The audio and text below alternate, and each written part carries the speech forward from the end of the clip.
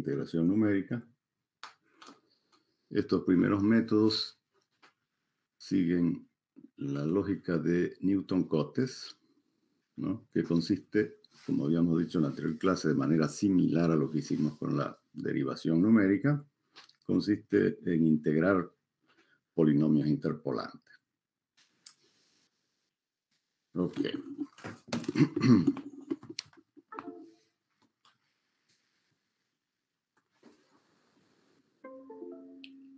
Entonces, si nosotros aproximamos nuestra función con un polinomio de primer grado, ¿no es cierto? En este caso, en la forma de Lagrange, y lo integramos, ese polinomio, ¿no es cierto? Está dado acá, sería el área bajo esa línea recta, ¿no? Puesto que este polinomio es, en realidad, como es lineal, es una línea recta, ¿no? Entonces, al integrar ese polinomio, lo que estamos haciendo es determinar el área bajo la curva.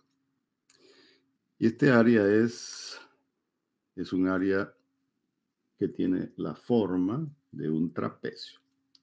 Y de ahí viene el nombre entonces de fórmula o regla del trapecio. ¿Sí? Entonces, al integrar, ¿no es cierto? Bueno, acá están del desarrollo completo de la integración. ¿Sí?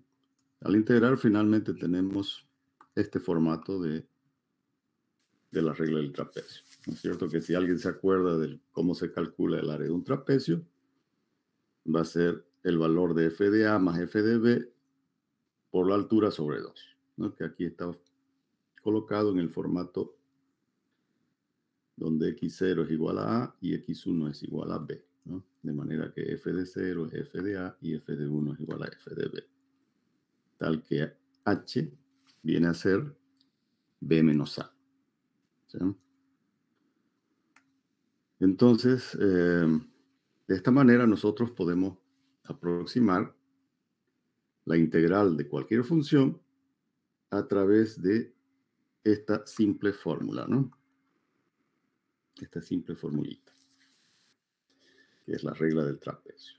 Como es un polinomio lineal, entonces, obviamente que la función puede tener un error significativo, ¿no es cierto? Si es que nuestra función, por ejemplo, fuese alguna cosa así, ¿no?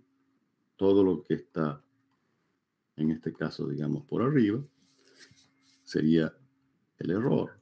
O si tuviera un formato diferente, no sé, tal vez alguna cosa así, ¿no? Entonces tendríamos el error. Bueno, la idea es entonces de que esta sería una primera aproximación a la integral.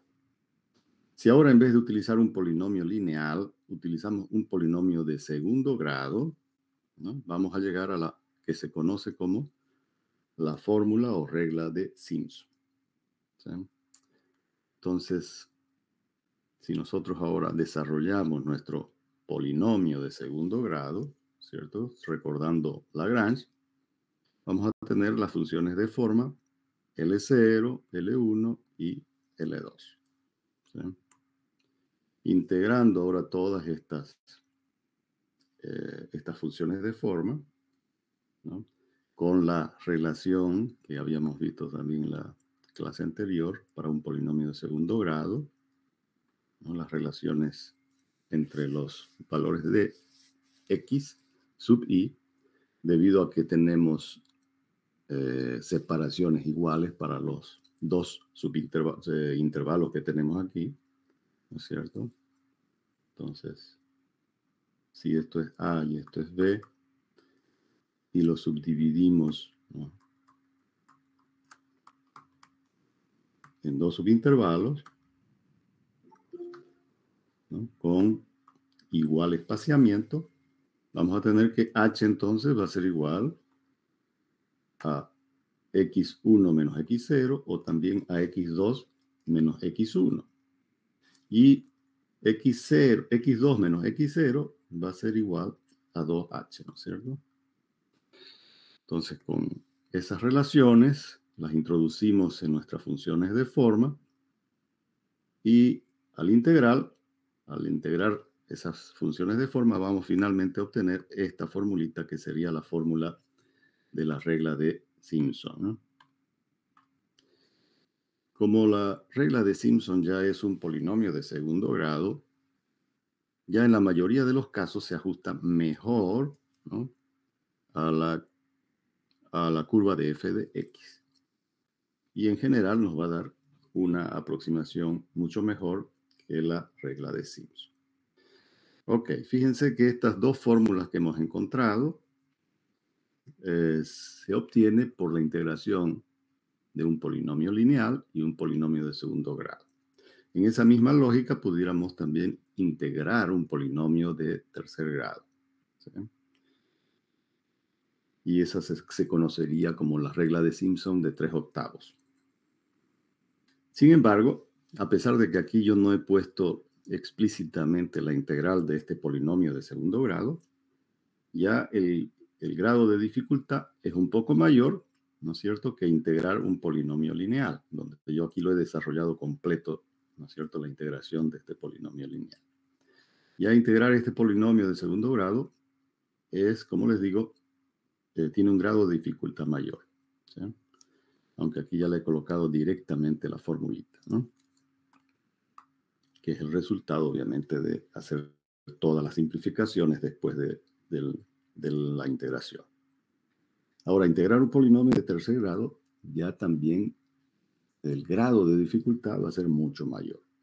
Entonces, en vez de seguir esa lógica de aumentar el grado del polinomio, hay otra vía que es simplemente utilizar las propiedades de las integrales, ¿no?, que son las fórmulas compuestas.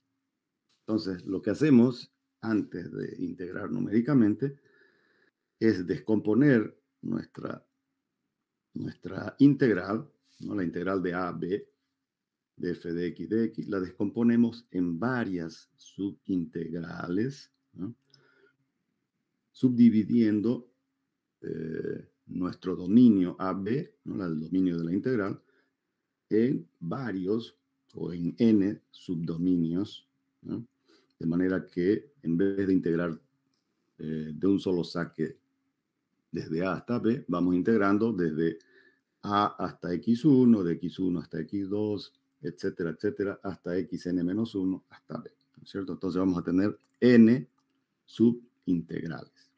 Ahora sí, estas subintegrales ya las podemos resolver numéricamente, ya sea por la regla del trapecio, en cuyo caso obtenemos la fórmula compuesta de la regla del trapecio, que aquí sería ya ¿no es cierto?, aplicando la fórmula sobre cada uno de estos subintervalos, obtendríamos acá, por ejemplo, h medio de f de 0 más f de 1, ¿no es cierto? Esta otra integral sería h medio de f de 1 más f de 2. Y así sucesivamente hasta llegar a la última, ¿no? Como el valor de h es el mismo para todos los subintervalos, entonces se mantiene el mismo valor. Y acá nos quedamos entonces f de n-1 hasta f de n, ¿no? Entonces, fíjense, todas estas integrales, las vamos a poner acá, van a ser factorizando, ¿no es cierto?, el h medio. Vamos a tener entonces f de 0 más, como acá tenemos f de 1 en la primera y al inicio de la segunda, van a tener 2 f de 1. Y así sucesivamente, todos los puntos internos van a tener este 2 premultiplicando el valor de la función, hasta que llegan finalmente al último valor, que sería f de 1, ¿no?, que es esta fórmula que está acá, ¿sí? Entonces, de esa manera, ahora podemos mejorar nuestra aproximación, ¿no?, simplemente subdividiendo en n subintervalos. Y n puede ser cualquier valor, ¿no? Obviamente, para que se conozca con el nombre de la regla compuesta, ese n debe ser un valor entero mayor o igual a 2. Porque si es igual a 1, caemos en lo que es la regla del trapecio. Entonces la regla compuesta va a ser de n igual a 2, un valor entero cualquiera mayor a 2, ¿no? Mayor o igual a 2. Ok. La fórmula es totalmente simple, fíjense, ¿no? Es eh, h sobre 2 por los valores de la función en A y en B, que corresponden a f de 0 y f de n, más 2 veces, pudiéramos haberlo factorizado el 2, ¿no es cierto? Y vamos a tener entonces f de 1, f de 2, hasta f de n menos 1, ¿no? Todo eso estaría premultiplicado por 2. Y los valores extremos sin estar multiplicado por 2, ¿no? Entonces, esa es la fórmula de la regla compuesta del trapecio. Entonces, aquí ya podemos mejorar nuestra aproximación cuanto querramos. Es simplemente en subdividir cada vez más el valor del subintervalo, ¿no es cierto? Entonces, acá h, que representa el, el valor del subintervalo, ¿no? Va a depender de en cuántas veces lo queremos subdividir, ¿no? Entonces, mientras más pequeñito sea, obviamente, el subintervalo, vamos a tener una mejor aproximación, ¿no es cierto? Si nosotros tuviésemos, por decir, una función cualquiera, ¿no? Entonces, si nosotros lo subdividimos, nuestra función, en n subintervalos, obviamente que vamos a obtener una aproximación cada vez mejor, ¿no es cierto? Se va a ir aproximando a la forma de nuestra curva, ¿sí? Entonces ya va a depender de cuántos subintervalos querramos utilizar. Programar esta formulita es súper sencillo, ¿no es cierto? Es simplemente programar esto y ya tenemos una forma súper simple de generar nuestras aproximaciones. Ok, aquí obviamente hemos utilizado la regla del trapecio, ¿no? Para cada una de estas subintegrales. Si ahora en vez de la regla del trapecio utilizamos la regla de Simpson, ¿no? Para cada una de estas subintegrales, entonces vamos a tener esta otra fórmula, que es la regla compuesta de Simpson, ¿sí? Esta, obviamente, la regla compuesta significa que estamos integrando, ¿no? Cada subintervalo, ¿no? Lo vamos a poner acá, cada subintervalo, vamos a suponer que tengamos así los subintervalos, en realidad cada par de subintervalos, ¿no? Lo vamos a aproximar con una parábola, ¿no? De esa manera vamos a obtener entonces probablemente mejor aproximación que la regla compuesta de Simpson, ¿no? Porque una parábola se va a ajustar mucho mejor en general, ¿no? A f de x. Todo va a depender obviamente del tipo de expresión que tengamos para f de x. Ok, entonces lo que hemos hecho es algo similar a lo que se hizo en la regla del trapecio, solo que acá cada subintegral, fíjense, utiliza dos subintervalos, ¿no? ¿Por qué? Porque necesitamos 3 puntos para un polinomio de segundo grado, ¿no? Entonces acá nuestra expresión va a ser ahora h sobre 3 por f de 0 más 4f de 1 más f de 2, ¿cierto? Esto representaría entonces la primera subintegral. Esta segunda va a comenzar lo mismo, el mismo valor de h, ¿no? Sobre 3, pero el inicio va a ser el último punto anterior. Es decir, comienza en f de 2, ¿no es cierto? Más 4f de 3, más f de 4. Y así sucesivamente. Entonces, fíjense que acá tenemos esta f de 2 en la primera subintegral y esta f de 2 al inicio de la segunda subintegral. Es por eso que acá aparece este 2f de 2, ¿no es cierto? El 4f de 1, ¿no? Y f de 0 que está acá, ¿no? Entonces eso sería la integral de estas dos primeras subintegrales. Y a partir de ahí, obviamente, vamos a ir conectando con las fórmulas de la regla de Simpson para cada una de las subintegrales y se nos genera entonces toda esta fórmula para la regla compuesta de Simpson, que también no está complicado para, para integrar. Ahora, fíjense ustedes que ya sea en la regla compuesta de Simpson o en la regla compuesta del trapecio, las relaciones son básicamente las mismas, ¿no es cierto? Si nos fijamos acá, son básicamente las mismas dependiendo del valor de n, ¿no? Entonces, si nosotros utilizamos el mismo valor de n en ambas fórmulas compuestas, vamos a obtener los mismos valores para h y para los x sub i y f de i correspondientes. Solo que tenemos que tener el cuidado de que, como en la regla de Simpson es una parábola, ¿no es cierto? Necesitamos 3 puntos. Entonces, el valor de n ya no puede ser,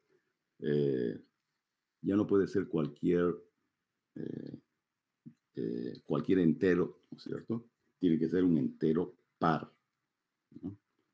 Entonces, para la regla compuesta de Simpson, necesitamos que n sea un entero par mayor o igual a 2. En el caso de la regla compuesta de Simpson, decíamos que era cualquier entero, ¿no es cierto?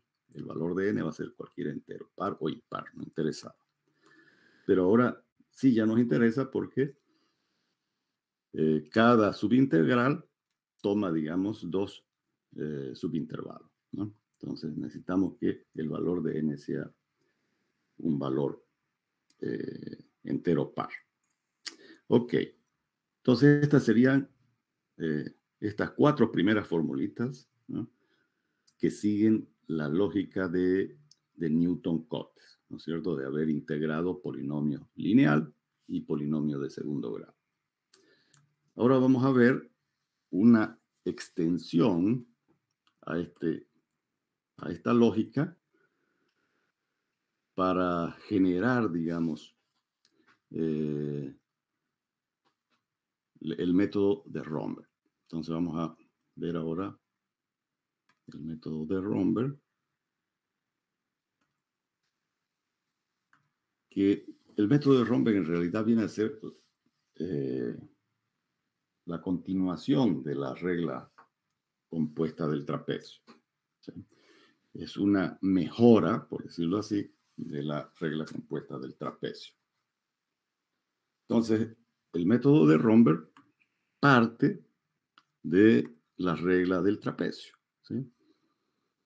Solo que ahora, en vez de llamar i, simplemente va a llamar i, pero con 2 subíndices, ¿no?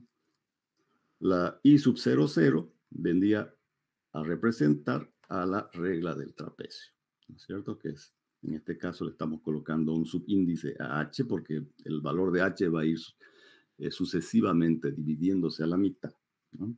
Entonces, si la primera aproximación, lo vamos a poner acá, ¿no?,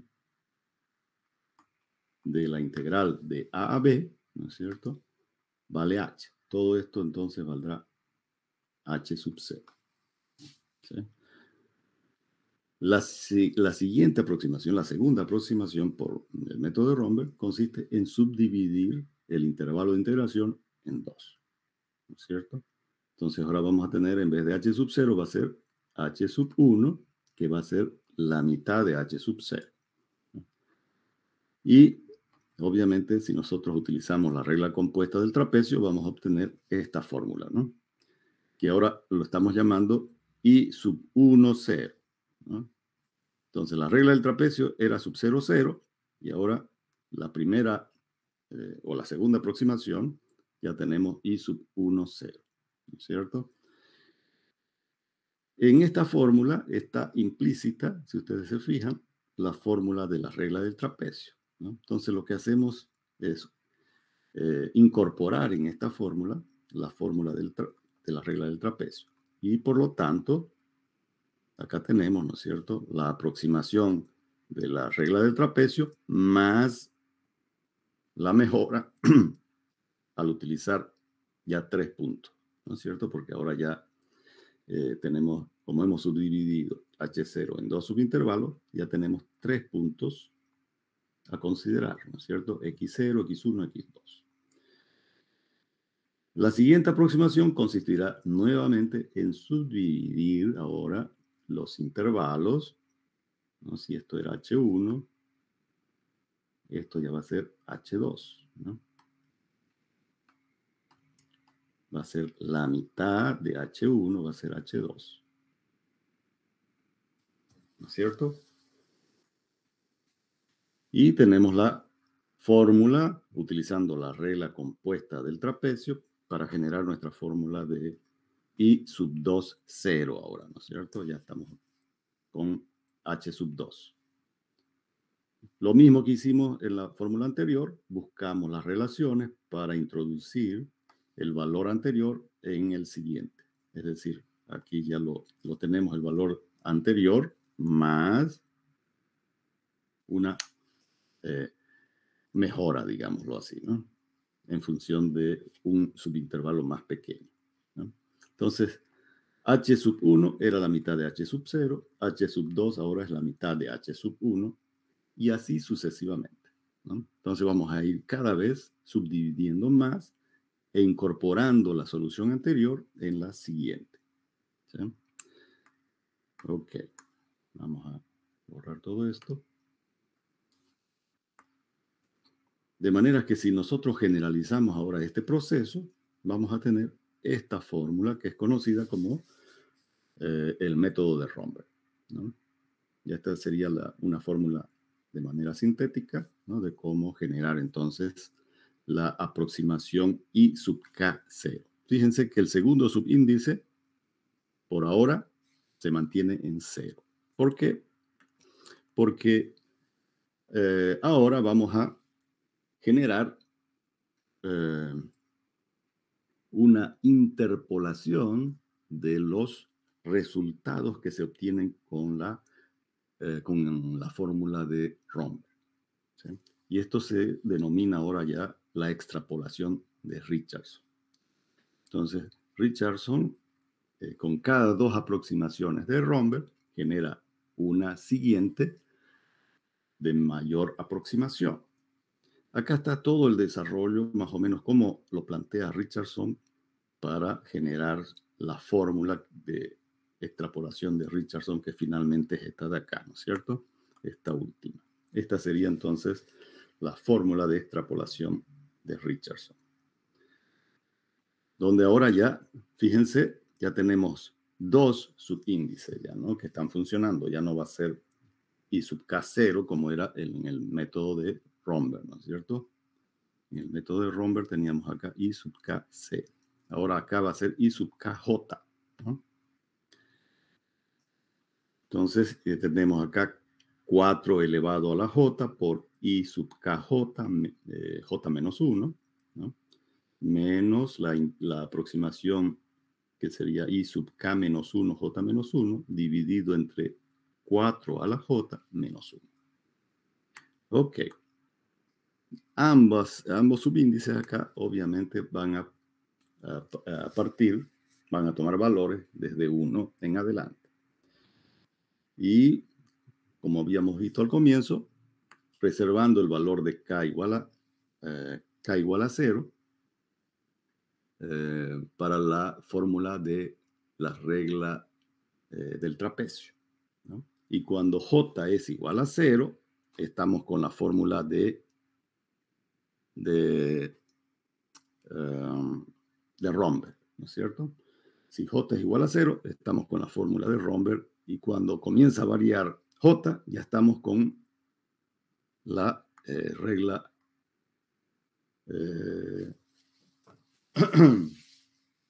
la aproximación o extrapolación de Richardson, ¿sí?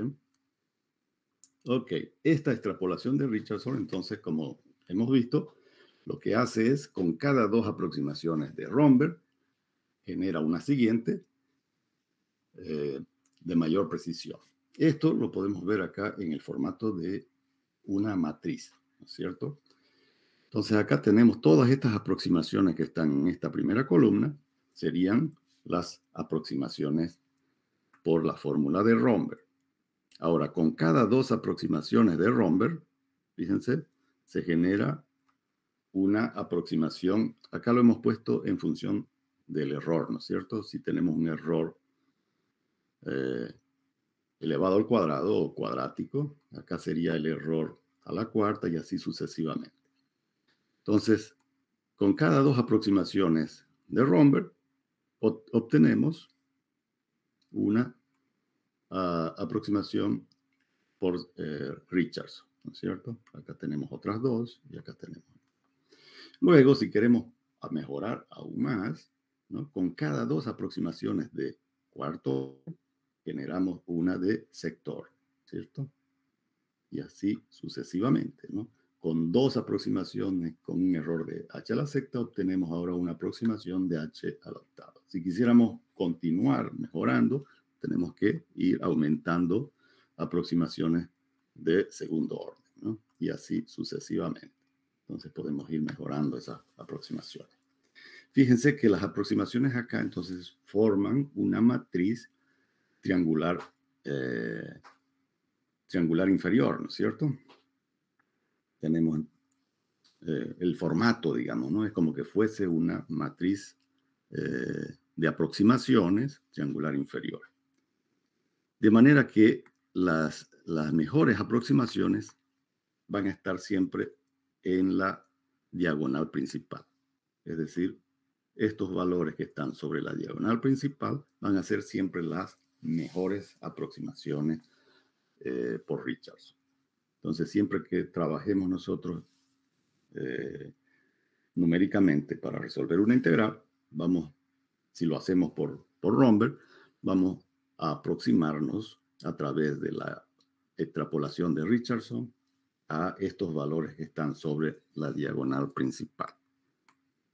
Entonces, esta sería ya la lógica de Romberg-Richardson, porque se la conoce así también estas fórmulas, ¿no? O algunos inclusive simplemente la llaman la fórmula de extrapolación de Richardson. Entonces, esta forma de concebir estas fórmulas de integración numérica están basadas en la lógica de Newton-Cotes, ¿no es cierto? De integrar polinomios de grado que sea simple de generar fórmulas fáciles para recordar, ¿no es cierto? Como son la de la regla del trapecio, la regla de Simpson. Ok. Ahora apareció este señor Gauss, ¿no es cierto? Y nos dice que podemos cambiar esa lógica. Vamos a irnos a otra diapositiva.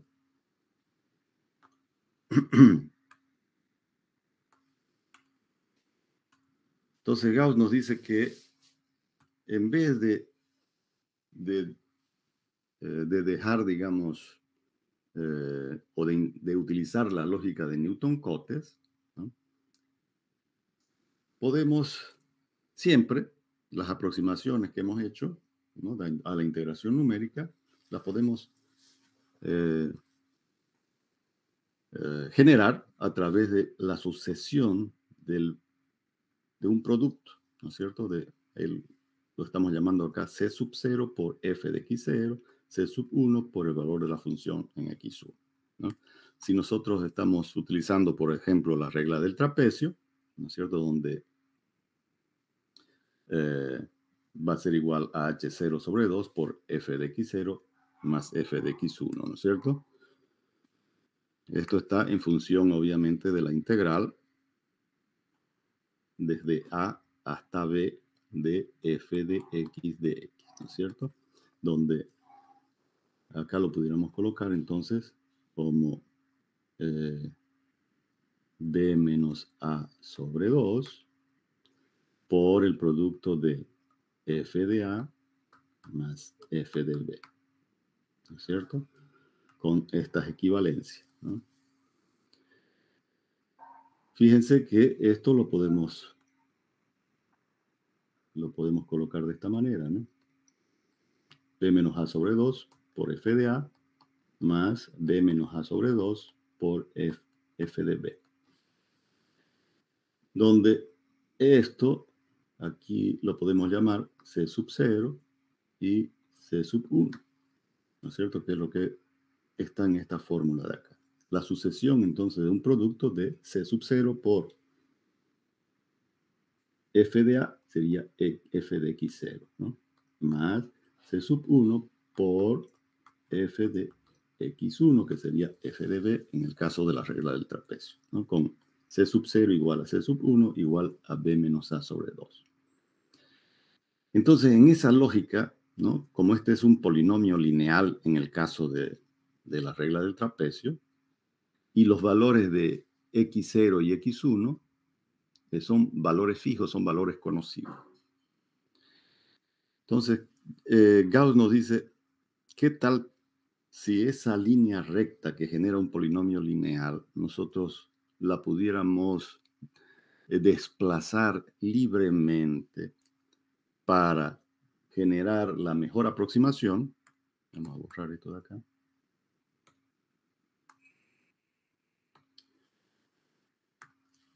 Esto de acá. Si nosotros pudiéramos, dice, desplazarla libremente esa línea recta, ¿no? Sobre la curva que queremos nosotros integrar, si la pudiéramos desplazar, ¿no? en cualquier posición. ¿Cuál sería la mejor posición para que nos dé el menor error? ¿No es cierto? Fíjense que acá tenemos un error por exceso y un error por disminución, digamos, ¿no? Entonces se van a compensar esos dos errores, digamos, ¿no? Esto más esto, menos este error, va a ser un valor bien pequeño. Entonces, en esa lógica juega Gauss, ¿no es cierto? Buscar la mejor posición para la recta que interpola esos dos puntos, ¿no? ¿Cuál es la mejor posición? De manera de que compensemos estos errores por exceso con el error por falta, ¿no? Entonces, para ello, dice, tenemos que dejar los valores de X, ¿no? Tendrían que ser libres, ¿no es cierto? Estos valores de acá, de X0 y X1, tendrían que ser unos valores incógnitos, ¿no?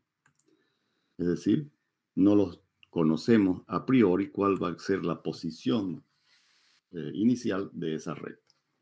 Entonces, ahora la cuestión se complica un poco más, ¿no es cierto? Porque vamos a tener, además de esos dos valores incógnitos, también estas C sub 0 y C sub 1 pasan a ser también incógnitas, ¿no es cierto?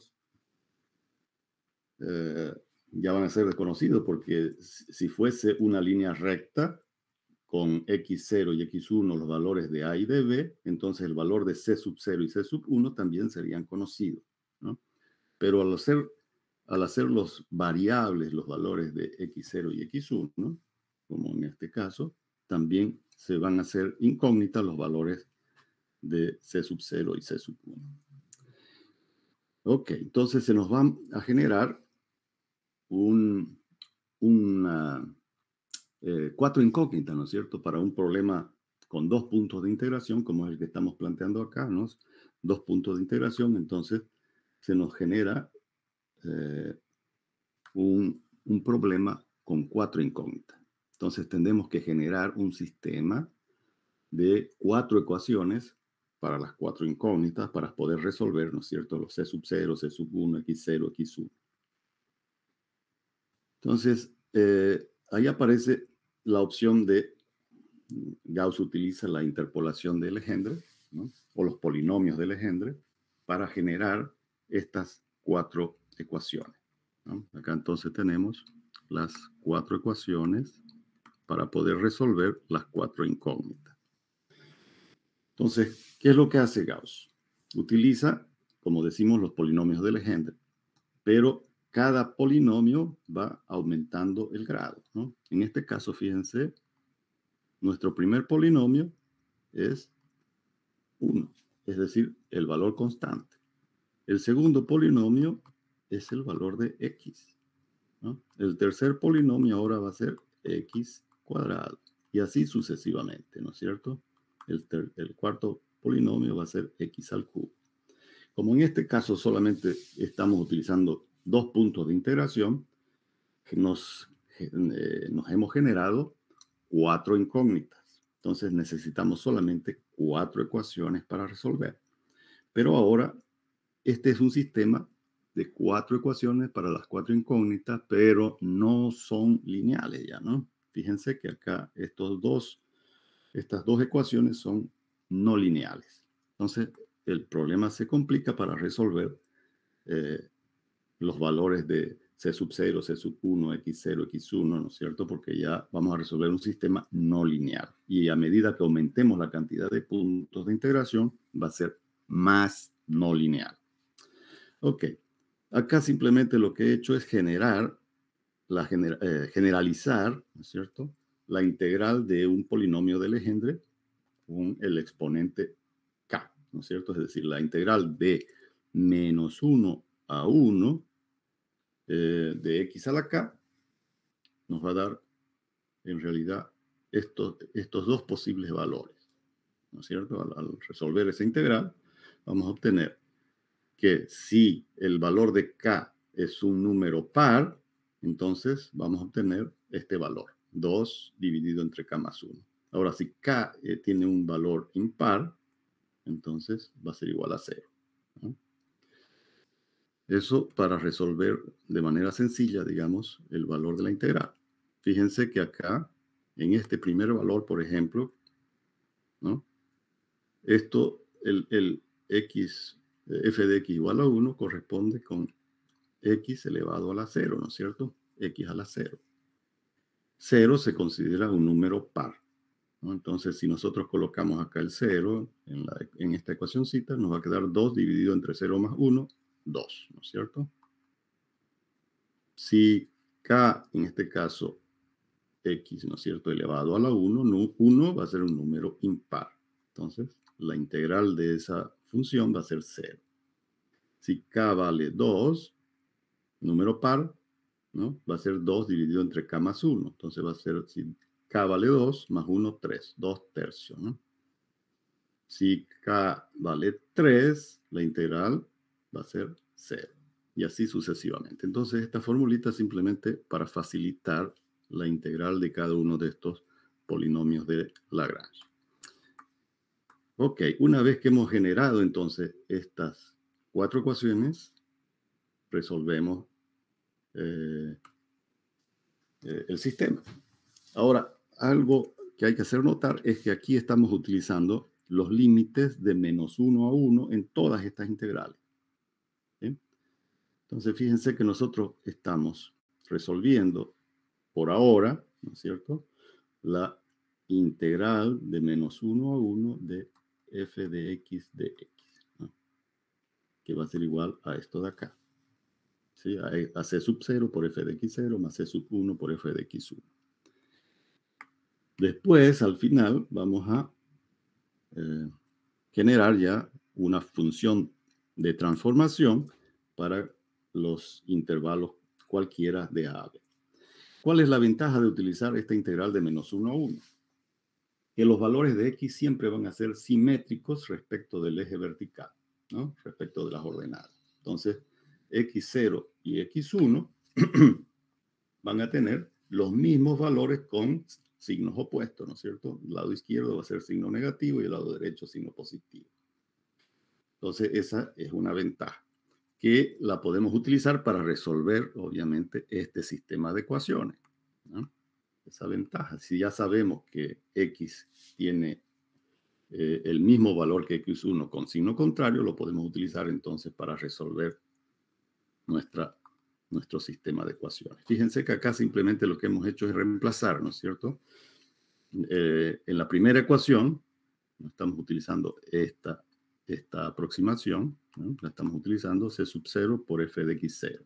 Entonces, en la primera aproximación hemos utilizado un polinomio que f de x es igual a 1, ¿no?, o x0. Entonces, acá simplemente estamos colocando el valor de f de x igual a 1. Luego, en la siguiente aproximación, f de x va a ser entonces igual a x. Y luego x al cuadrado y x al cubo, ¿no? Entonces ya tenemos nuestro sistema de 4 ecuaciones con 4 incógnitas.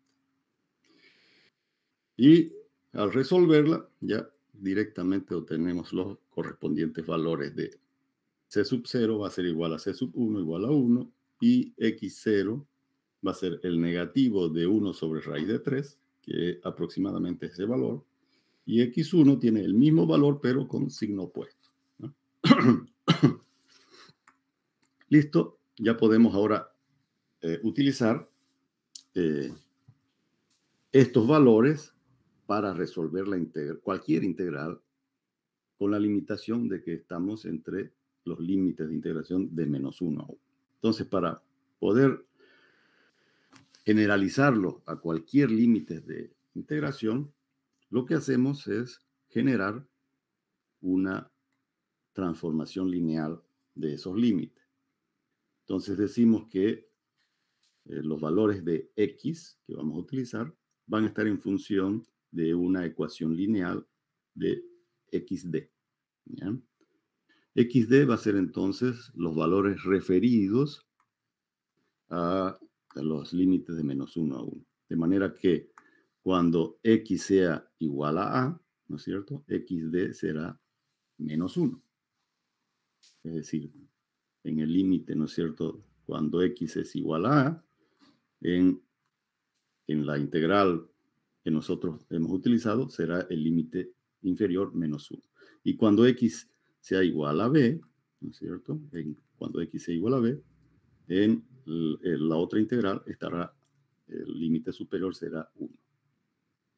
Entonces, esas serían las condiciones que nos permiten resolver esta ecuación de transformación, ¿no? Entonces, simplemente resolviendo este sistemita de 2 por 2, nos va a dar que para el valor de A sub 0 y A sub 1, ¿no es cierto? Que son estos dos valores, obtenemos los valores referidos ahora ya a los límites de integración, ¿no es cierto? A y B. Entonces A sub 0 va a ser B más A sobre 2 y A sub 1 B menos A sobre 2. Ok. Eso ahora, si lo incorporamos, ¿no es cierto?, en nuestra ecuación, en esta ecuación de acá, ¿no?, vamos a obtener finalmente esta ecuación. Esa sería entonces la ecuación de transformación de la integral de menos 1 a 1 a la integral genérica de A a B. Entonces, derivando esta ecuación, la derivada de esa ecuación nos va a dar entonces B menos A sobre 2 por diferencial de X, ¿no es cierto? Y eso ahora lo introducimos en esta ecuación de acá, ¿no es cierto? La integral de A, B, de f de x, de x. Entonces, dx va a ser igual a b menos a sobre 2 por el diferencial de xd, ¿no? Y f de x va a quedar ahora en función de f de xd. Es decir, tenemos que transformar los valores de x, ¿no? Y utilizando ahora ya la aproximación de Gauss, ¿no?, las cuadraturas gaussianas que se conocen así también, ¿no?, va a ser ahora C sub 0 por f de x0, ¿no?, premultiplicado todo por b menos a sobre 2.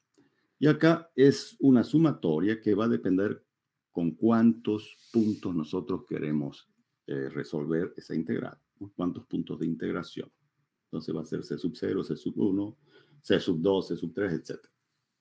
Entonces va a depender de la cantidad de puntos de integración que nosotros querramos utilizar. Obviamente que mientras más puntos de integración, vamos a tener una mejor aproximación, ¿no?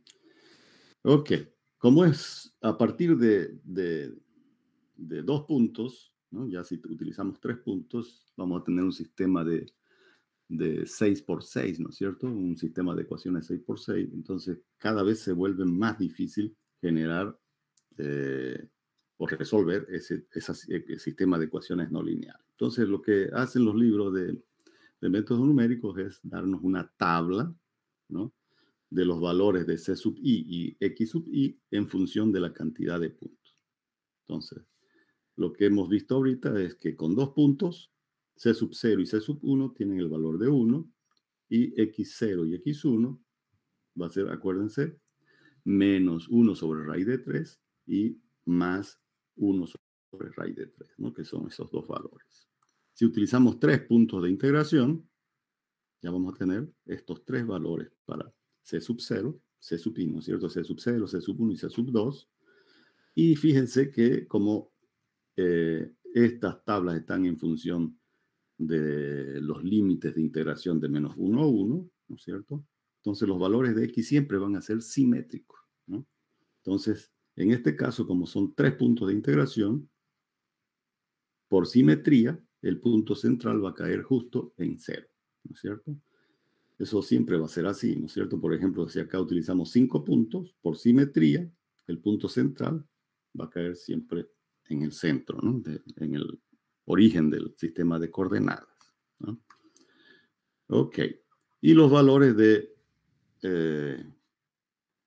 C sub I también van a tener valores simétricos, ¿no es cierto? Como por ejemplo acá con 3 puntos, ¿no? Los valores extremos tienen el mismo valor, ¿no? Con 5 puntos o con... Así que preferimos acá si estos C sub 0 y C sub 1 van a ser lo mismo que C sub 2 y C sub 3 y así sucesivamente, ¿no? Entonces acá esta tabla ya nos permite utilizar la cantidad de puntos que nosotros querramos. Muy bien. Entonces ya tenemos un panorama completo de todos los métodos de integración. Yo también les habilité ahí en la plataforma unos ejercicios. Entonces vamos a ir a los ejercicios ahora para ver cómo utilizamos ya estas fórmulas, ¿ya? Entonces vamos a ver, vamos a irnos acá, a este ejercicio. Muy bien. Entonces ya se generó la imagen. Y vamos a resolver, fíjense ustedes, tenemos esta integral, ¿no? La integral de 1 sobre x más 1, desde 0 hasta 1. Si nosotros resolvemos analíticamente esa integral, ¿no es cierto? Nos va a dar el neperiano de x más 1 entre 0 y 1, y por lo tanto va a tomar el valor de, cuando x toma el valor de 1, va a ser el neperiano de 2, ¿no es cierto? Porque cuando x toma el valor de 0 sería el neperiano de 1 y eso es igual a 0, ¿no? Entonces el neperiano de 2, si ustedes colocan en su calculadora, nos va a dar 0,6931 con 4 decimales, ¿no? Ok. Entonces ahora vamos a utilizar en primer lugar las 4 primeras fórmulas que habíamos visto, ¿no? Que es la regla del trapecio, la regla de Simpson y las reglas compuestas. Ambas le vamos a dar 4 subintervalos, ¿no? N igual a 4. Ok, en caso de la regla del trapecio, es simplemente calcular los valores de f de A y f de B, ¿no? Porque A y B van a estar dados por los límites de integración, ¿no? A va a ser 0, ¿no? Y B va a ser igual a 1. Entonces, reemplazando los valores de A y B en la función, que es 1 sobre x más 1, entonces cuando x vale 0, la función f de A valdrá 1. Y cuando x vale 1, va a ser 1 dividido entre 2, 0,5. ¿No? Ok.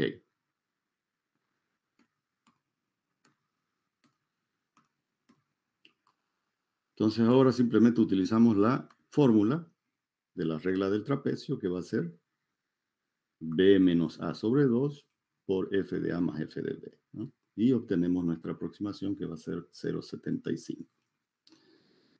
Esa aproximación, obviamente que es, digamos, muy pobre. Si nosotros lo comparamos este valor de 0,75 con el valor exacto de 0,6931, vamos a obtener un error de menos 8,21% de error, ¿sí? Entonces, nos sirve como una primera aproximación, sin embargo, tiene un error grande, ¿no es cierto? Entonces, vamos a utilizar ahora la regla de Simpson, cuya fórmula ya la habíamos deducido, ¿no? Que es h tercio por f de 0 más 4f de 1 más f de 2, donde las equivalencias, ¿no? Ya lo habíamos dado. H va a ser la mitad del intervalo, ¿no? B menos A sobre 2. Entonces ahora H vale 1 medio. X0 corresponde al valor de A, ¿no es cierto? Que en este caso A vale 0, es el límite inferior de la integral, ¿no es cierto? Haciendo recuerdo acá, nuestra integral era de A a B de 1 sobre X más 1 por dx, ¿no es cierto? Entonces, el límite inferior A vale 0 y el límite superior B vale 1. En este caso, el límite superior va a ser x2, ¿no? Que es A más 2 veces h, ¿no? H vale 0,5, entonces 2 por 0,5, 1. Ok.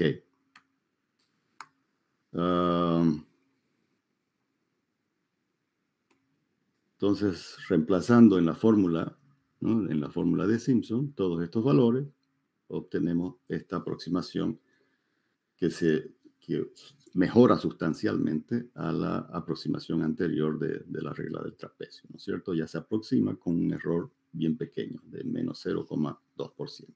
Entonces, de menos 8,21 se redujo a menos 0,2% de error. Ok. Entonces, en esa misma lógica, ahora vamos a utilizar las reglas compuestas. Perdón. Vamos a utilizar entonces las reglas compuestas que son las mismas fórmulas, pero ya generalizadas para n igual a 4, ¿no es cierto? Entonces, como son 4 puntos, ya lo he colocado los 4 puntos en el formato de una tabla, ¿sí? Entonces calculamos el valor de h primero, como son n vale 4, entonces va a ser b menos a sobre 4, 1 menos 0 sobre 4, 0,25 es el valor de h, ¿no? Entonces, fíjense, voy a colocar acá, ¿no? Esto es a y esto es b. El inicio y el final, ¿no es cierto? Los límites de integración. Y los estamos subdividiendo en 4 intervalos. Entonces, este de acá va a ser x0, que vale 0, x1, que va a ser x0 más h, ¿no es cierto? x2, que va a ser x0 más 2h, ¿no? Y x3, que va a ser x0 más 3 veces h, ¿no? Eso es lo que hemos hecho acá para determinar estos puntos internos, x1, x2 y x3, ¿no? Entonces va a ser h vale 0,25, ¿no? Entonces x1 vale 0 más h, que es 0,25, más 2 veces h, 0,50, y más 3 veces h, 0,75, ¿no? Y si sumamos nuevamente 0,25, llegamos a 1. Es decir, los límites de integración es el primer punto y el último punto, ¿no? No podemos salirnos fuera de esos valores, ¿no? Ok. Entonces ya tenemos los pares necesarios, los pares de valores de x0, x sub i y f de i, ¿no? Simplemente ahora desarrollamos nuestra formulita de la regla compuesta del trapecio, ¿sí? Para n igual a 4. Entonces sale desde f de 0 hasta f de 4, ¿no? Todos los valores internos, acuérdense, están premultiplicados por 2, ¿no? En la regla compuesta del trapecio. Y los valores extremos no están premultiplicados por 2, ¿no? Ok, entonces ahora simplemente se reduce todo a reemplazar, ¿no? Todos estos valores en esta fórmula, ¿no? Entonces aquí ya lo hemos hecho y obtuvimos el resultado por la regla compuesta de Simpson con n igual a 4. El error que se obtuvo, fíjense, es menos 0,56. Es un error pequeño, ¿no? Menor al 1%, pero aún con 4, con n igual a 4, hemos obtenido un error mayor que el que obtuvimos con un solo polinomio de segundo grado, que es la regla de Simpson, ¿no? O sea, es decir, la regla de Simpson ya nos da una muy buena aproximación. Y con n igual a 4 acá, en la regla compuesta del trapecio, obtuvimos una aproximación con un error un poco mayor. Ok.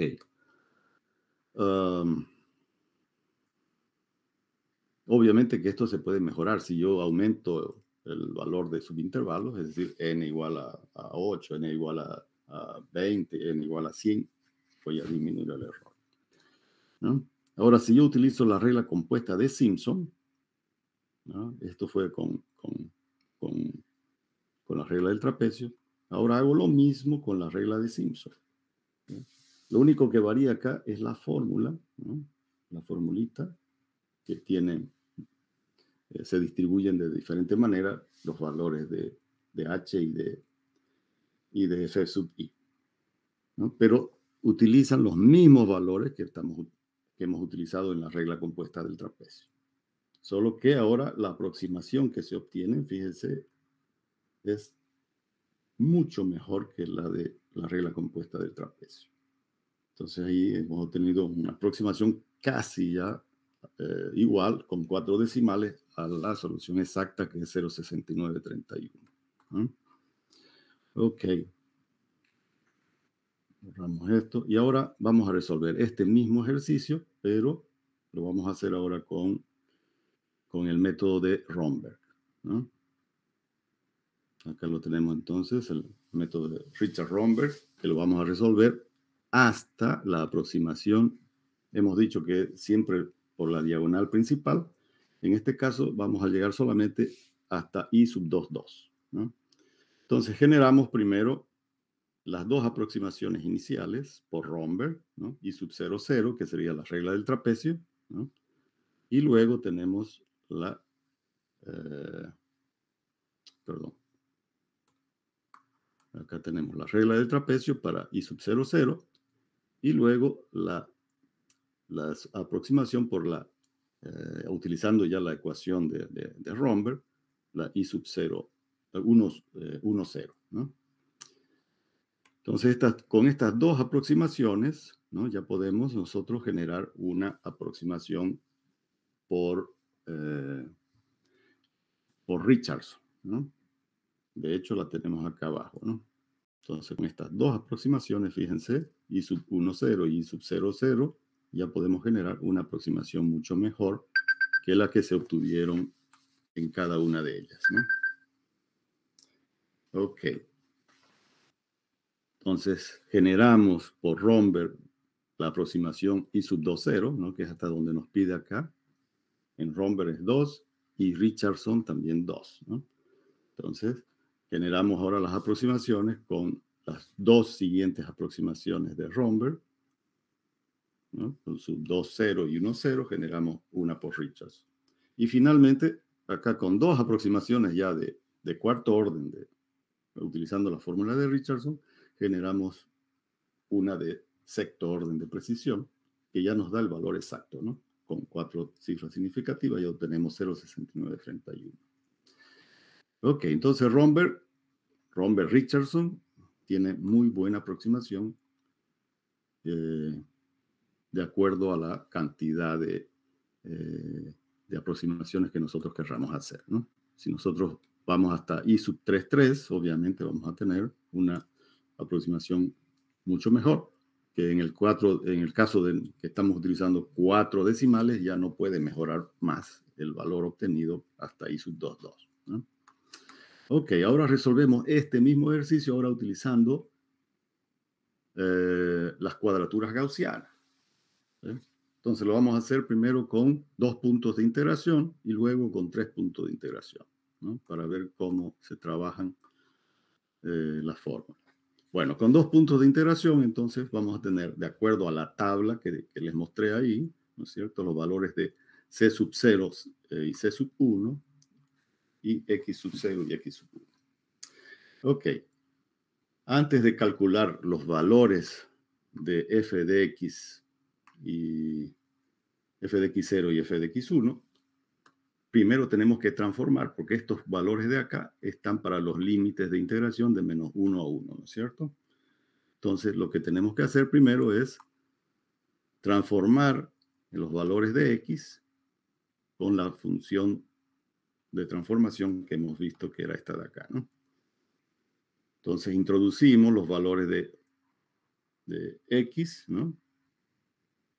Bueno, acá estos valores ya son dados por los límites de integración, ¿no? Que es A vale 0 y B vale 1, entonces tenemos acá, ¿no? 0,5 más 0,5 de x. Entonces introducimos acá los valores de x y vamos a obtener para cada valor de x, ¿no? Acá no los coloqué, los reemplacé directo en la en la función acá, ¿no? Lo que vamos a hacer es colocar acá, para que no haya duda, cómo hicimos, ¿ya? Este cálculo.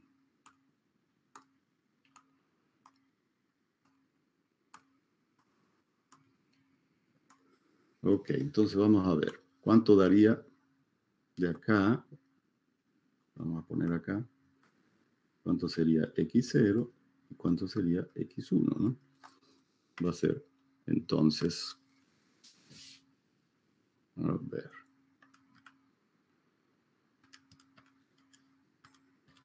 Cuando x vale entonces menos 0,57735,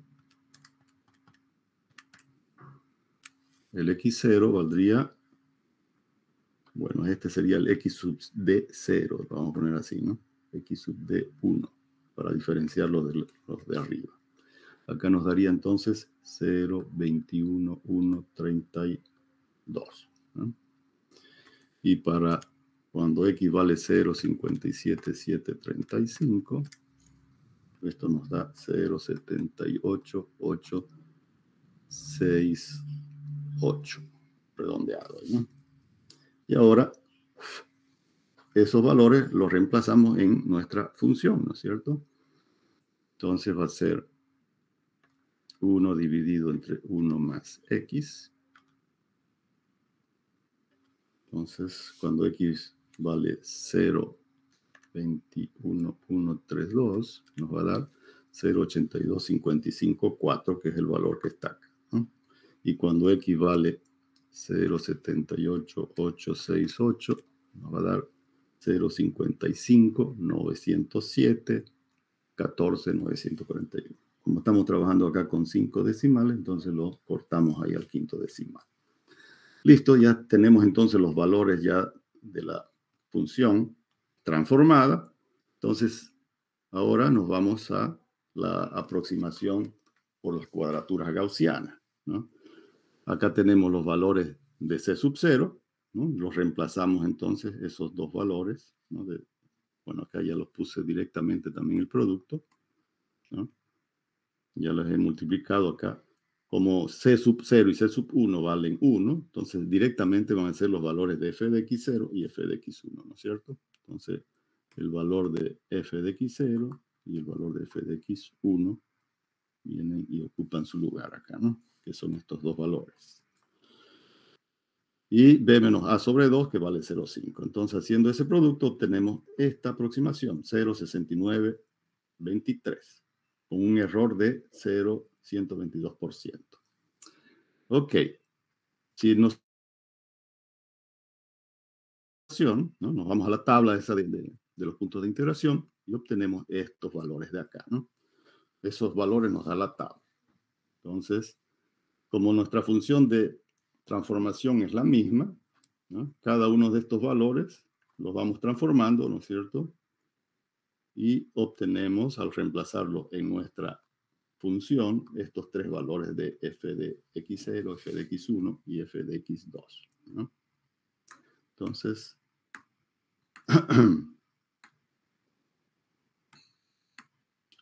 ahora simplemente nos queda en reemplazar en nuestra aproximación por la cuadratura gaussiana, ¿no es cierto? Que es esta fórmula de acá ahora, ¿no? Con tres puntos de integración, va a ser b menos a sobre 2 por c sub 0 f de x0 más c sub 1 f de x1 más c sub 2 f de x2, ¿no? Reemplazando los valores. Ahora los valores de c sub 0, c sub 1 y c sub 2, ¿no es cierto? Tienen estos valores. Y los correspondientes valores de f de x, ¿no? Que vienen acá a multiplicar a los c sub i. Haciendo el producto y haciendo la suma correspondiente, obtenemos entonces esta aproximación de acá, 0,6931. Como estamos trabajando con 5 decimales ahora, nuestro error va a ser 0,004% de error, ¿no? Un error muy pequeño. Ok, hasta aquí algo que ustedes crean que no quedó muy claro para que ampliemos. ¿Qué opinan?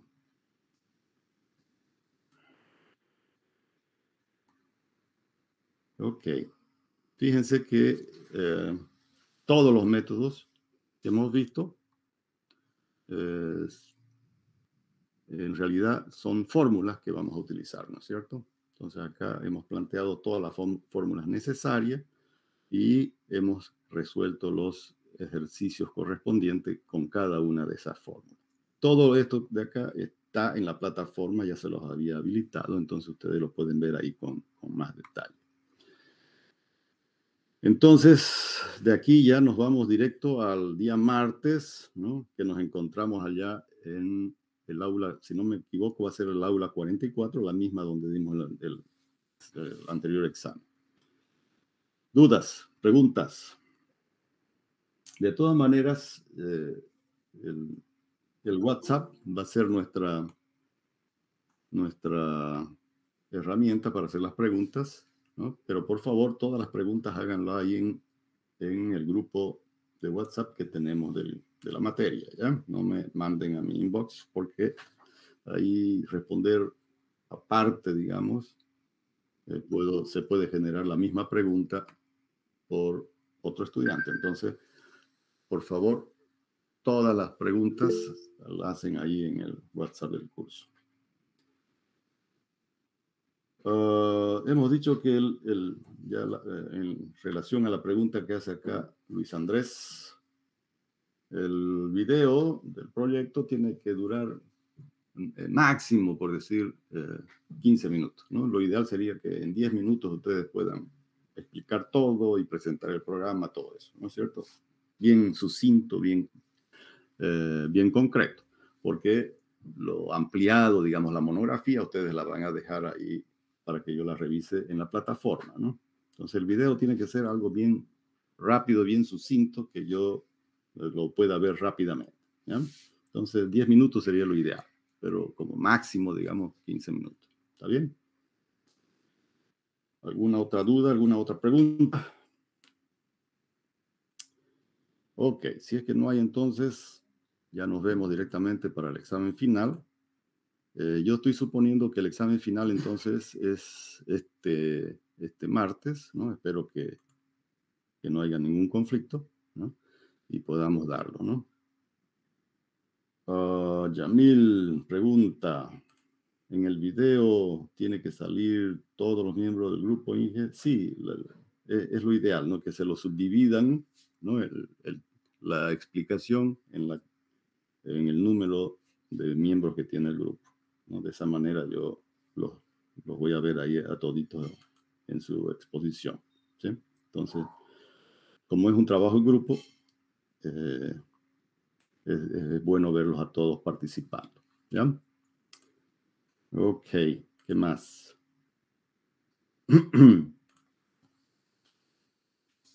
Hay un compañero que está con COVID. Bueno, ustedes lo pueden hacer como una videoconferencia, ¿no es cierto? No necesitan estar todos en el mismo lugar, ¿no? Lo pueden hacer como estamos ahorita, en una videoconferencia, ¿no? Donde cada uno participe desde el lugar donde está, ¿cierto? Entonces, de esa manera, si es que está enfermo, ¿no? Obviamente, y si puede participar, participa, ¿no? ¿Está bien, Yamil? Ok. Muy bien, jóvenes. Entonces quedamos así. Ya nos vemos el día martes, Dios mediante. Y espero que a todo el mundo les vaya muy bien. Chau, chau para todos. Ya nos vemos entonces. Buen fin de semana. Chau, chau.